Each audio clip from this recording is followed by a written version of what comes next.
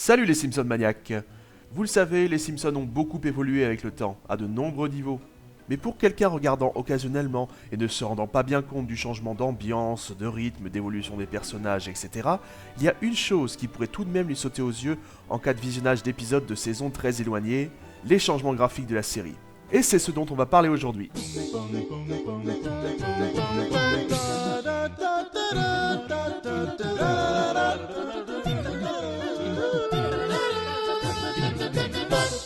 Alors que cette année les Simpsons vont fêter leurs 30 ans d'existence, vous vous doutez bien que les changements ont été assez conséquents au niveau technique d'animation.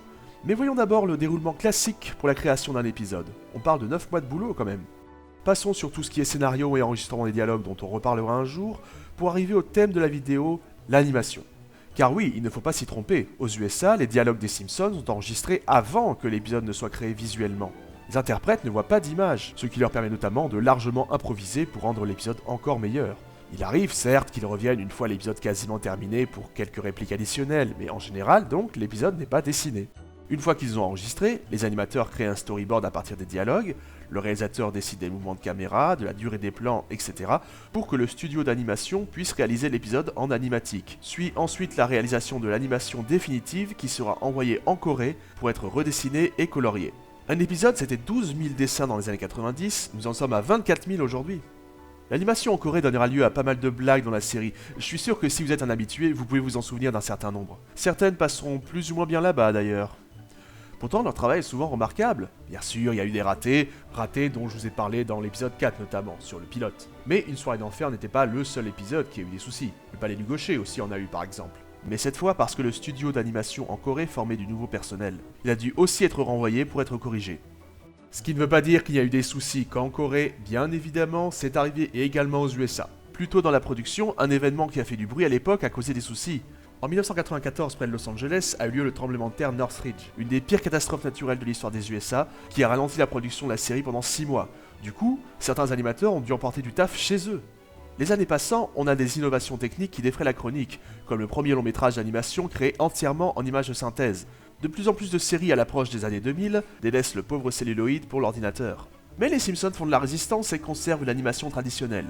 Néanmoins, il est évident que c'est l'avenir et qu'un jour il faudra y passer. Alors dès la saison 7, il y aura un épisode test et ce sera Radioactive Man. Regardez les épisodes précédents et succédants à celui-ci et vous verrez une différence visuelle, clairement. Mais le reste de la saison et les suivantes seront traditionnels. Mais ça n'empêchera pas quelques passages particuliers, et je me doute que certains d'entre vous ont déjà pensé au Simpsons Horror Show 6 en 3D. Une petite révolution pour l'époque. Homer d'ailleurs en clin d'œil le dira lors de cet acte. En 1995 c'était très cher, et pour la télé c'était pas banal. D'ailleurs, si des bâtiments par exemple, qui sont des objets cubiques relativement simples, ne représentaient pas un trop gros challenge, pour Bart par exemple, c'était bien le cas. Les animateurs ne savaient pas comment modéliser ses cheveux en 3D. Ils ont utilisé une poupée du personnage afin de s'en servir comme modèle. On peut également penser à l'hallucination d'Homer dans Le Mystérieux Voyage d'Homer qui mélange l'animation traditionnelle à de véritables images pour les nuages, et de l'animation en 3D pour le papillon géant. Après, bon, dans d'autres épisodes, pour certains plans compliqués, il arrive que ça ait un peu mal vieilli. Je vais prendre l'exemple d'Homer contre New York pour ça. On se souvient tous du gag final qui en a fait mourir de rire plus d'un, mais moins de monde a noté le générique. Pourtant il est très très classe et on peut féliciter le staff pour avoir voulu finir cet épisode sur un plan aussi travaillé. Mais techniquement, ça a pris un coup de vieux. Quand la caméra tourne autour du pont de Brooklyn, c'est très saccadé, les voitures semblent à l'arrêt, l'arrière-plan est un peu brouillon. L'ordinateur apportera un coup de polish à tous ces plans compliqués, qui seront par la suite parfaitement fluides.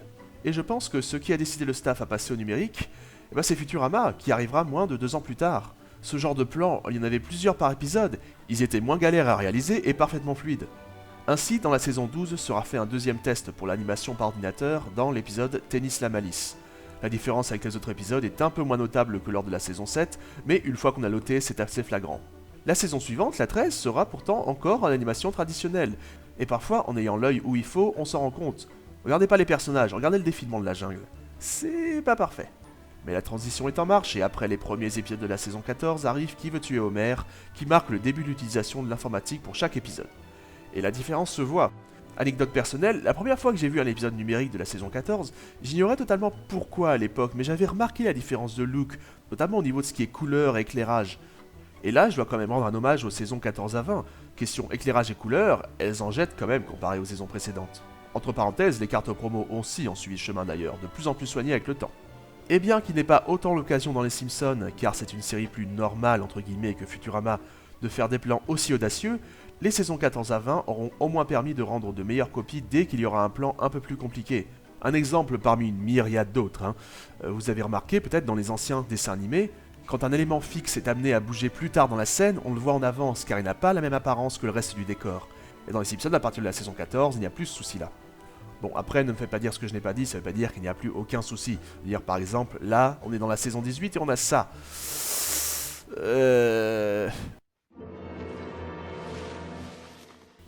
Et depuis le courant de la saison 20, depuis Prenez ma vie je vous en prie, la série est donc passée en HD, ce qui inclut également un changement de format et un nouveau générique. Il était temps tout de même, car celui de la saison 2 était totalement archaïque depuis déjà pas mal de saisons. La différence était vraiment très marquée. On ne lutte pas contre le progrès, et même s'il s'en trouve pour regretter le bon vieux temps, ce que je comprends tout à fait et même que je partage dans une certaine mesure, la série se doit d'être clinquante. De toute façon, les animateurs d'aujourd'hui ont été habitués à travailler avec une technologie tout à fait différente de celle des débuts. Ce serait galère de trouver du monde question recrutement, et plus cher à produire de toute façon.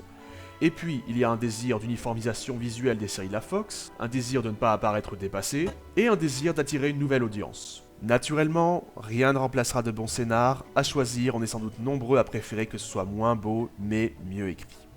Sur ce, je vais vous laisser les loulous. Je vous souhaite une bonne année 2017, n'hésitez pas à vous abonner à la chaîne, comme depuis le début, il y a un nouvel épisode tous les 10 jours. Ciao ciao!